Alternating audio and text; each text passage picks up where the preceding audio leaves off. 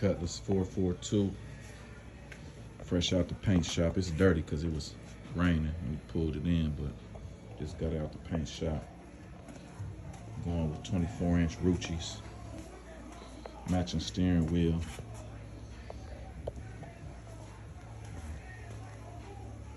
.12 wide, 6-inch lip, frame notch.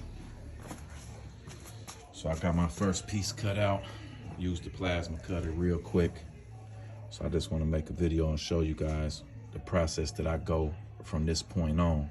So once you cut your initial piece out, whatever method you use to cut it out, first of all, you got a gas line right here on any factory car, runs down the driver's side, sits on this frame right here. So if you take a pry bar, you just bend it up real easy and stick something. I just jammed a little piece of metal I had around, jammed it up in there to hold that up so that you don't accidentally nick it. You just got to be aware that you know that it's there when you get to cutting back in here. So show you guys the inside of the frame. Try to get a little light. So you see right there on the inside of this frame, as I tell you guys, these two pieces of the frame are sandwiched together. This piece is like a C shape. It's slid inside of the other piece. So you have that same lip on the top as well as the bottom. So what I like to do is,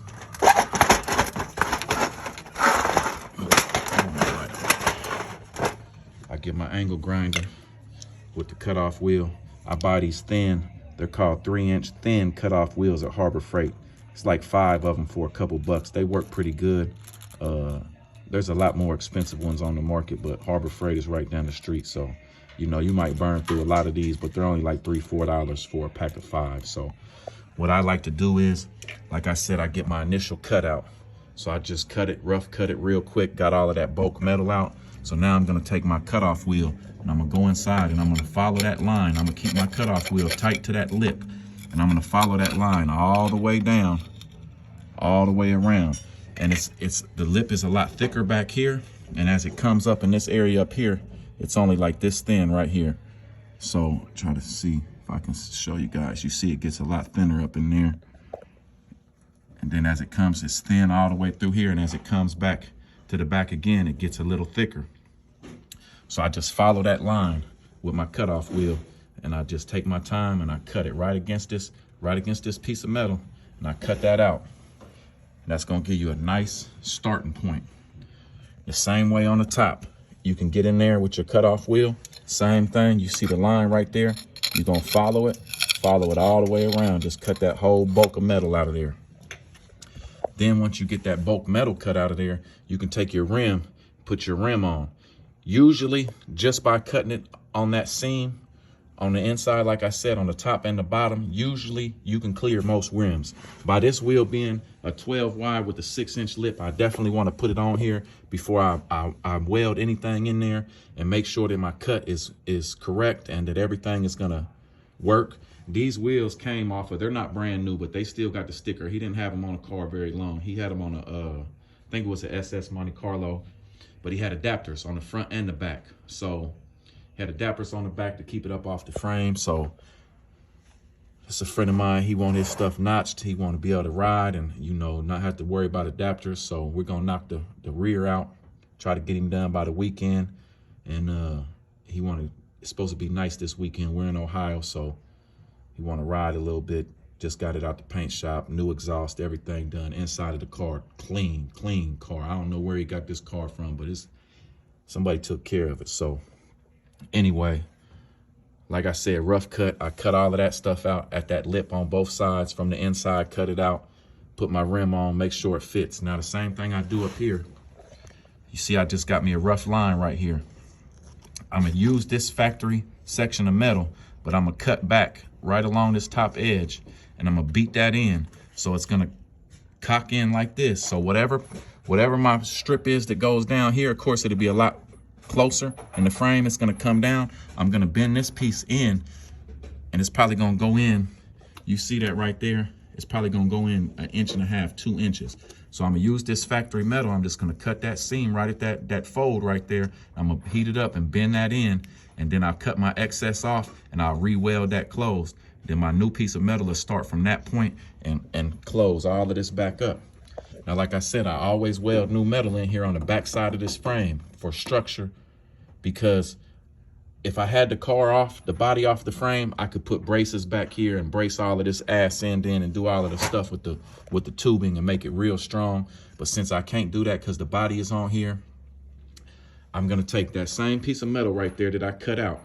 So now you got your curves and everything in there. You're gonna have to trim it up some, but you're gonna cut plates. Now you see it's a flat spot starting right here. You see like it's kind of a line right there. The frame goes flat from there and it comes up to right here. It kind of bows in a little bit right there. So that's one flat spot. You're gonna weld you a flat piece in there. You're gonna weld you another flat piece back here. You see a line right here. It's kind of a line in the frame. It's a little hump right here, but you're gonna cut it around, cut it up. You're gonna weld you another plate back in here. And then I'll put me a small plate between these two holes. I'll make me another small plate, beat it in there, and plate to the back of this frame. That gives you a lot more structure, a lot more strength in this rear of this frame. And I'll make me another piece probably down in here. I'll just try to cut me something out with the plasma cutter. Make me another little piece to go up under this and weld it down in there just to give it some more strength too. So that's my process. I know I've made a few of these videos on TikTok, but I just wanted to make another video and show y'all because I just opened the frame up just now and I just wanted to show y'all the process step by step. If you don't have, you can do it like I said with the cutoff wheel. You can cut this initial chunk of metal out with anything you want.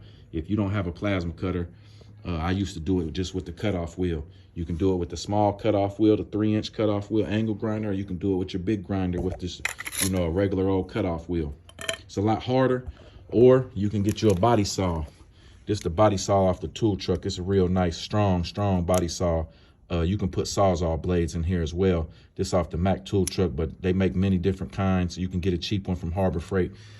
This is a Harbor Freight body saw blade. It'll cut right through this stuff too. You just got to take your time.